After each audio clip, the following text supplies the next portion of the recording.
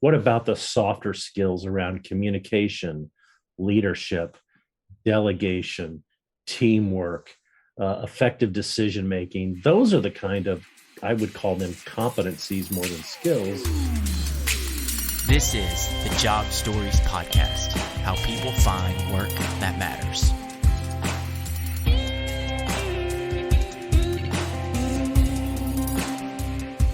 Again, I'm Mason. This is my brother Matthew, and this is the Job Stories Podcast, just to kind of fill you in. Our goal with our podcast is just to celebrate the stories for the guests that we have on.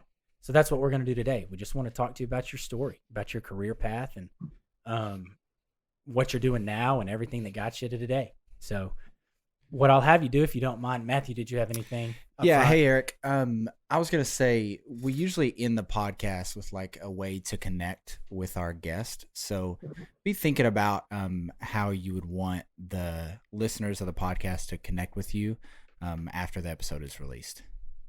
Okay, cool. And who's your audience, and what are you hoping to achieve?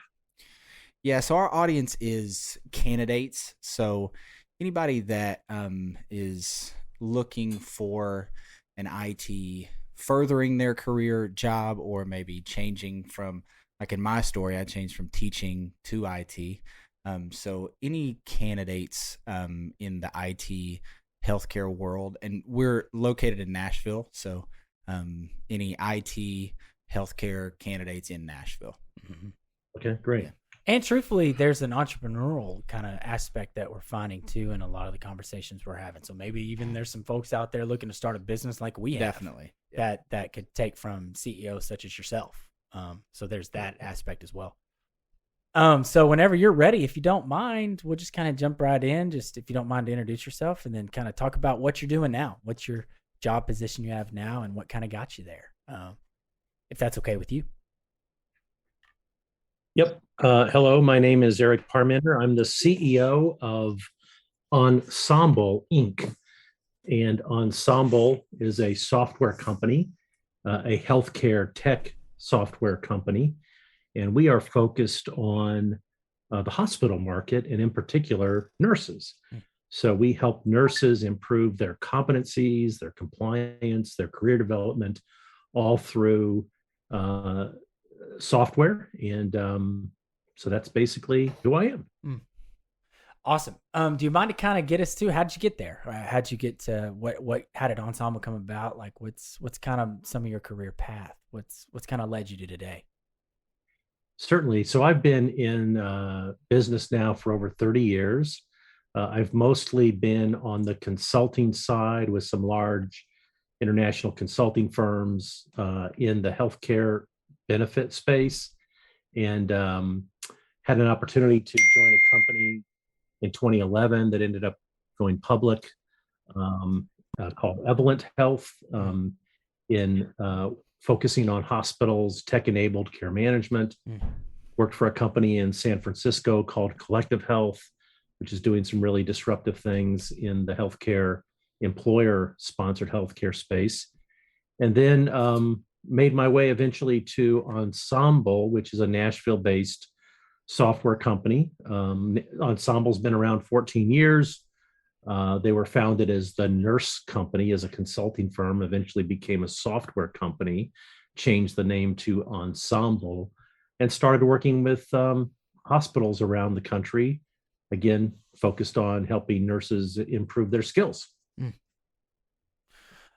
So what are some of the skills that are kind of y'all are working through improving with nurses? Has any of them changed in the last, 18 months? I mean, I know in the hospital and skilled nursing communities, there's been so much change. I mean, since COVID, I mean, what are y'all seeing on y'all's end in dealing with new skills needing to be learned for nurses and CNAs and things like that? What are y'all seeing in the last 18 months? Well, it's been fascinating because COVID has changed everything. Right. You could say that in many aspects, but it's changed the profession of nursing perhaps more than anything, because the nurses are on the front lines fighting this battle. And because of this, a lot of nurses have left the profession. The turnover rate among nurses is very high right now. The vacancy rate at hospitals for nurses is very high. This is leading to hospitals' inability to staff the beds that they need to serve the patients. And so one of the things that we found out from a skill perspective is, it's one thing to know how to do a medical procedure, and most nurses have training in, how to administer an IV, or how to, take the vital signs of a patient, or how to insert a catheter. I mean, you have to know how to do those things. They're very specific. But what about the softer skills around communication, leadership, delegation, teamwork, effective decision making? Those are the kind of, I would call them competencies more than skills, because it's a broader, more psychological aspect of cognitive behavioral skill. And having the right competencies will help them weather some of these storms, help them survive some of these headwinds, not without stress, not without challenge, but in a better, more less stressful way than if they didn't have those softer skills. That's interesting. That actually makes sense, because there is such, like, let's say in a hospital, so much, or a skilled nursing facility or whatever, there's just so much more turnover, that being a team player probably is more valuable right now, because you're seeing different team members, right? Throughout a week or a month or whatever, more than they maybe have in the past. That's actually, I have not thought about that, but that's really interesting. Like, being a team player is probably a skill that you have to have. I mean, it seems like a no-brainer, but you got to have it, especially right now. That's for sure. Yeah, that's cool. Eric, and adding on to that is, so I'm sure the software, I don't know that the software's had to kind of pivot as well, that you provide to those nurses. Is that my kind of guessing at that correctly? Or what would you say about how the software you provide has had to fit with the new world we live in? Well, it's a fascinating question. And if you think about hospitals and employees who work in hospitals, they're using all kinds of technology and all kinds of software, from medical devices to their electronic medical record system, to other types of programs designed to manage their human resource function or their learning management system, their enterprise resource planning system, et cetera. And I think if you talk to a nurse and a doctor, they'll tell you they're spending too much time doing computer work now. They used to say spending too much time doing paperwork. Right. Now they're spending too much time doing computer work. And so the question then is, now, how can we optimize these various platforms, technologies, software as a service components, so that they're more integrated? We call this interoperability, fancy word. That's where the medical devices work together with the EMR, that works together with the ERP, that works together with the HRAS, that works together with the LMS. Those are acronyms that all stand for various, software platforms. But the more integrated, the less time and the more accurate the outcome. Less time of input, more accurate output. So I think now the new challenge is not so much getting everyone onto a system, but now getting all the different systems to talk with each other and play nice in the sandbox. This may be more of a entrepreneurial question, but I'm curious, because you're the CEO of a really cool healthcare company in a really cool city here in Nashville. And the 20-year-old me would have been like, gosh, that's really awesome, but not sure I could ever get there one day. So what would your advice be to somebody like the 20-year-old me that's kind of just starting out, maybe in college or just getting out of college? And maybe there's that dream of being a CEO one day. How do I get there? What's some advice that you might could give, things that you look back on your career path and say, yeah, that was kind of a pivotal decision I made, or that helped me. Maybe I got a mentor. I don't know. What are your thoughts on that a little bit? I'm curious on what you might say to that type of person. Well, I'm a big believer in education. Mm. Certainly, I have my MBA. That has probably been the most valuable investment that I've made in myself, is to get an MBA and to understand the language of business. I'm working on my PhD in business psychology. Mm. But education and higher education isn't always the answer, but it can be an important component. I think there's no better experience than having on the job experience working in, let's say you're interested in the field of healthcare. Maybe you do want to be an entrepreneur and have your own company someday, or be a CEO. Find a healthcare company that you really like. Try to get in there, even at the ground floor. Get to know the business, and ultimately become a problem solver, because there's nothing about growing a company that isn't about solving somebody's problem. Sales is about problem solving. New companies that enter a space with a new product or a service will succeed if they're legitimately solving a real life problem. And so give a lot of thought to, maybe as you experience frustration in a certain industry or with a certain product, like what could work better than this, and then come up with some ideas that, how can I solve this problem? Start to talk to other people, get input from a vast array of friends and colleagues, network, get out there, connect to people, ask questions, be a lifelong learner, be curious, and figure out what problems in the world need to be solved, and what do you have that's unique about your talent that can help you solve it. That's good. Eric, could you tell me who you wrote your book for? Is that, did you write it for nurses? Did you write it for employees? Did you write it for the younger you, as the last question was presented? Well, who did you write your book for? Well, thank you. So my book is named Stop, 21 Stops to Reduce Stress and Enhance Joy. And while it could be written for anybody, I think the target audience was the healthcare worker, stressed out nurse, the overwhelmed doctor, the medical student that's working 15 hours a day, and they're stressed. So the title of the book, Reduce Stress, Enhance Joy, subtitle, it's about what to stop doing in your life that can create space, margin, freedom to have more joy, less stress. And so my book was really, it could be applied to anybody, but it was really focused on kind of that frontline healthcare worker.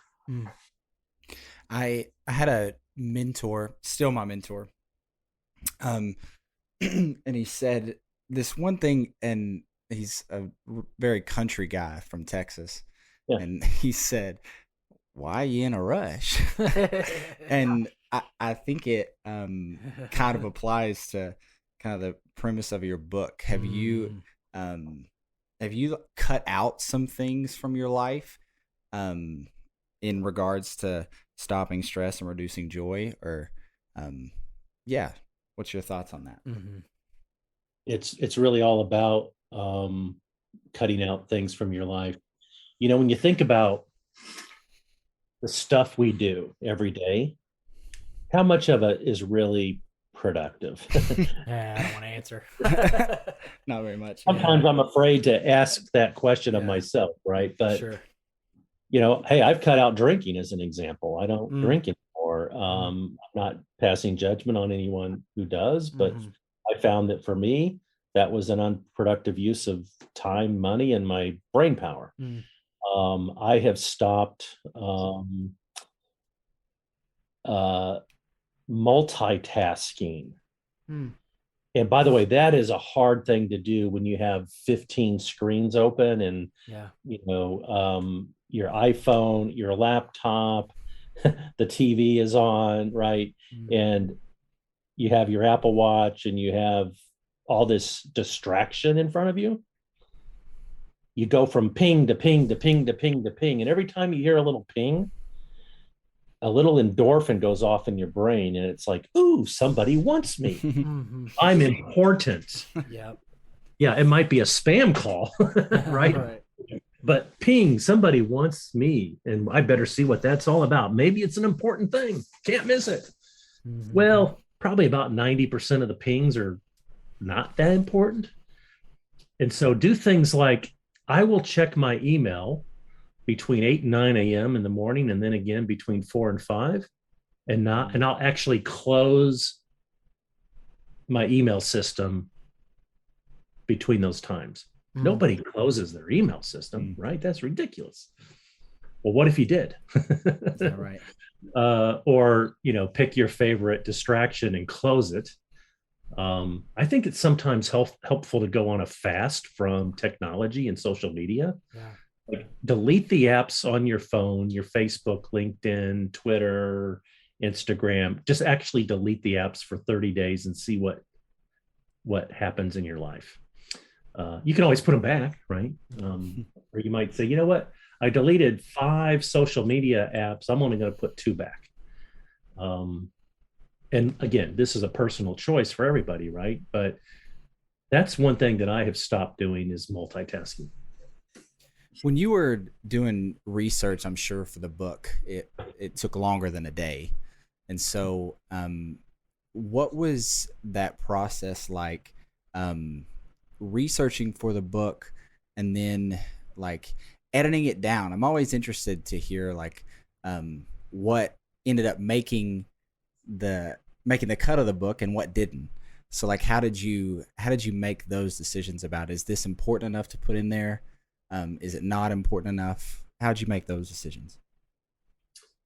The book took a year to write, and I devoted mostly weekends, Saturdays and Sundays for a year.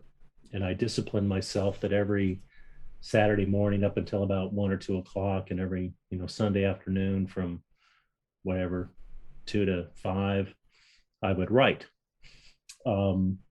Occasionally I'd have to miss something and you get a little bit behind. But it was the discipline of writing, but I had to have a really good outline first. And once I had my outline and I knew what the chapter titles were, and I really knew the topics I wanted to hit, the research was 30 years of my life experience, plus regular research of reading books and articles. But I think for me, it's kind of like that famous Mark Twain quote. He said, I sat down to write you a short letter, but I did not have enough time. So I wrote you a long one instead. Mhm. And if you think about that, sometimes it's easier to write fewer words and get them right than to just write, and it's just a bunch of blather. Yeah. So, I did a lot of cutting. I would write and cut, write and cut, write and cut. And the book's not very long, and partly because I cut a lot of stuff out that I just thought, it's just unnecessary information. Yeah. Speaking of kind of, you mentioned earlier about multitasking. So you've written a book and you're the CEO of a company. Do you have any practical tips on time management? I think I'm asking for myself, truthfully, of how you were able to kind of pull that off. Well, there's a great story, and I cover this in the book, of Andrew Carnegie, who back in the late 1800s was thought to be the wealthiest man in the world, steel magnate out of Pittsburgh. And he heard about this efficiency expert that was going around the country giving talks on how to become more efficient. So Carnegie says, find that man, bring him in here. He meets him and says, tell me how to be more productive, how to be more efficient. And this gentleman said, well, let me follow you around for a week, observe your behavior, see how you spend your days, and then I'll give you my recommendations. Said, okay, fine. So the guy shadows him for a week, comes back, and he says, here's what I recommend. Every night, make a list of all the things you have to do tomorrow. Then order that list from number 1 priority on down. So the first thing on your list is the most important thing you have to do tomorrow. Then when you get into the office tomorrow, start working on number one, and do not go to number two until you have finished number one, or until you've taken number one as far as you can take it, and then you're waiting on somebody else. Then go to number two, take it as far as you can take it, and until you're waiting on somebody else, etc. And then go back to one and go back to two. And he said, if you finish each day and you've only accomplished one or two things, you will know that they were the most important things you could have been working on. And he said, okay, that's good advice. How much do I owe you? The man said, tell you what, do it for a month and send me a check for what you think it's worth. Mm-hmm. So Carnegie does it for a month, loves it, finds out it made him tremendously more efficient to help him manage his time. He sends the guy a check for $30,000. Now that's a pretty good check today, right? But keep in mind, we're talking about the late 1800s. So I think if you're looking for time management skills, that's the one advice I would give you. That's great. I'm curious too, and I may lead you right into the answer, but so we're, like Matthew mentioned earlier, as an IT recruiting firm, we're based in Nashville, and we're passionate about building the tech community in Nashville, helping startups build their tech teams in Nashville, and specifically in healthcare, mostly because we love the community here. I mean, it's been phenomenal. Have you had that same experience being a leader of a company? Like, what's that been like for you? I mean, am I alone in that? I feel like Nashville community is just so great in collaborating and speaking to the team player kind of concept we were talking about earlier. I would never want to live anywhere else than Nashville. That's great. And I particularly live in Franklin, but you've got the Nashville Tech Council here, and encourage people to get involved in that. If you're in healthcare, you have the National Healthcare, the Nashville Healthcare Council, excellent organization. There are over 350 healthcare companies in Nashville, and a lot of those are very tech related. This is becoming a tech hub. It's almost like the Silicon Valley of Middle Tennessee. And, Oracle is setting up shop here, and Amazon has a big presence here. But there's there's a whole bunch of companies that are making decisions to come to this area. There's a rich source of talent, many colleges and universities here. The lifestyle is great. You've got wonderful places to live. The cost of living is going up, but still not as high as other places. The traffic is getting worse, but not as bad as other places. Sure. The weather is, you want 5 inches of snow. Okay, we have that last week. But you don't want snow all winter long. Okay, we don't have snow most of the time. So you put it all together, the food, the entertainment, the employment opportunities, the source of talent, just the climate, the friendliness, you put it all together, and what a place to be. I agree. We had my wife and I, and our she's 4 now, but was just born at the time. We moved here in 2017, originally from Arkansas, and she's in the music industry. So we're just talking to another musician from Nashville in Los Angeles before we moved here in 2017. And we were saying, hey, we're about to have our baby. We want to be close to our family. We want to move to Nashville. And he just said, hey, the water's warm. And I was like, it's just held so true. And even as Matthew and I, my brother and I, are building our startup, our company here in Nashville, it's felt that way. It's felt like, hey, just come on in. It's welcoming. The water's warm. Just come on. So it's cool to hear you say that too, because I don't know, we've loved it so far. It's been cool. Well, yeah, and it's kind of interesting. The last thing I didn't even mention music. Yeah. In terms of the music industry, I think most people not from Nashville think of it for music. And it's interesting. Music is clearly a prominent aspect of our culture, but there's so many other, business, healthcare, tech, education aspects of our culture, banking and insurance, that music actually isn't the biggest industry. Right. Yeah, in Music City, right? Music's not even the biggest one, really. It's so funny. Right. Yeah. Eric, have you seen a shift in what candidates that you don't talk to candidates, I'm sure, but maybe some of your direct reports do, about what candidates are saying now that maybe 2 years ago, 3 years ago, you wouldn't have ever thought that candidates would say?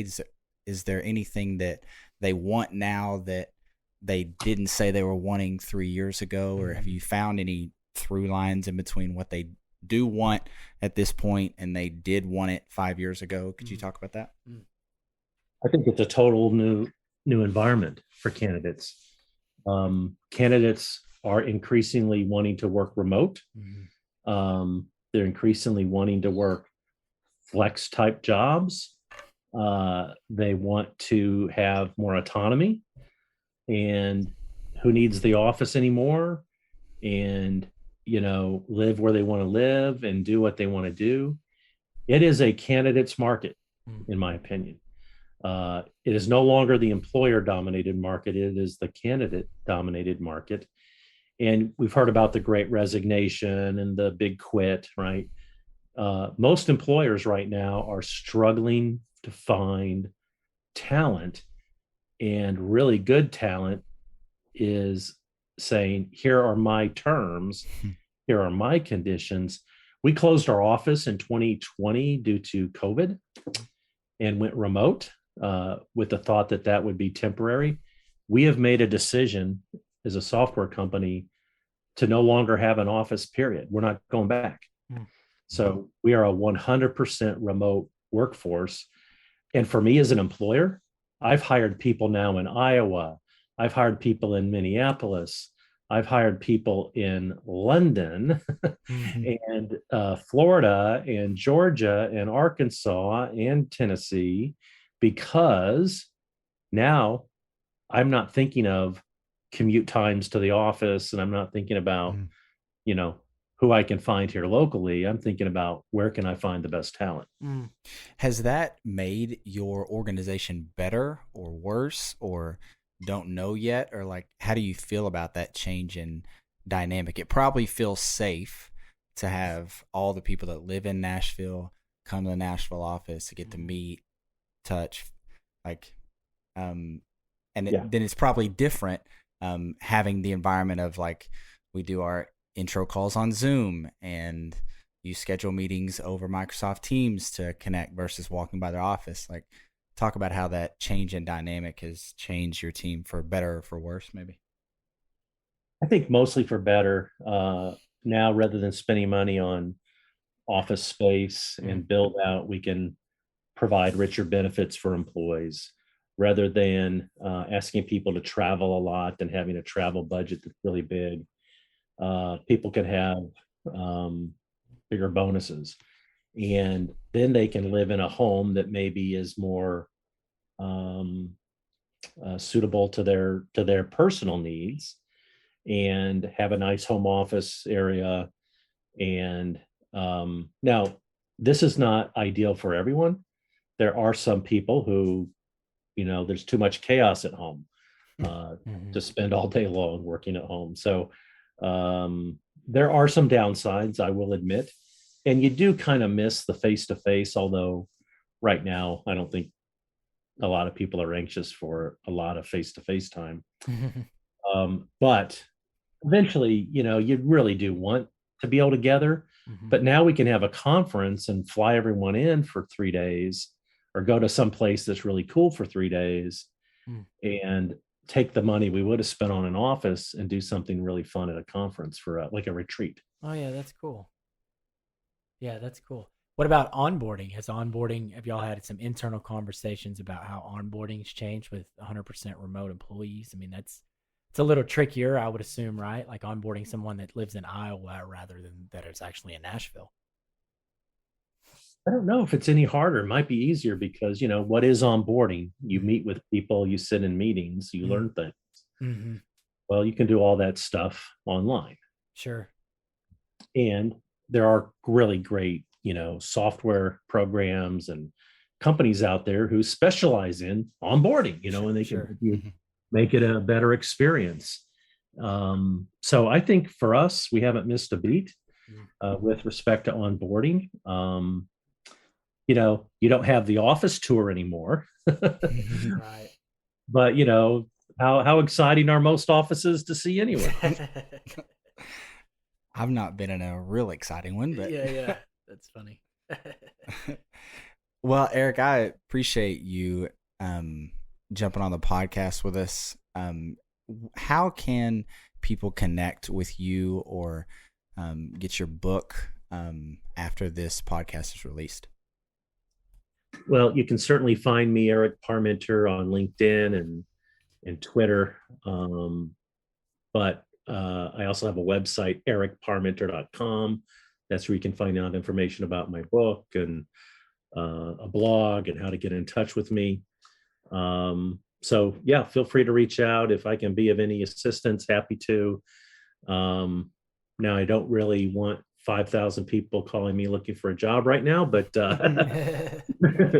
but you can certainly reach out to me via those platforms. Hey, did you see? I saw somebody post recently, but downtown Franklin, they were shooting a movie. Or I think it was a few days ago. Did you happen to see a post about that or anything in downtown Franklin? I didn't, but my wife was downtown and she said all the roads were blocked off and there was some kind of weird thing going on. Yeah, movie set. So I don't know what it was. At the pictures I saw, they were shooting a Christmas movie. It was like a dance bit for a Christmas movie, I guess, for next year, right? Like the rumor was like a Hallmark movie. It's like, well, that's kind of cool. Shooting a movie downtown Franklin. That's awesome. All right. Well, yeah, that's awesome. Thanks for coming on. Appreciate it. It's great to hear your story. So thanks for coming on, Eric. We appreciate you. All right. You bet. Have a great day. You too.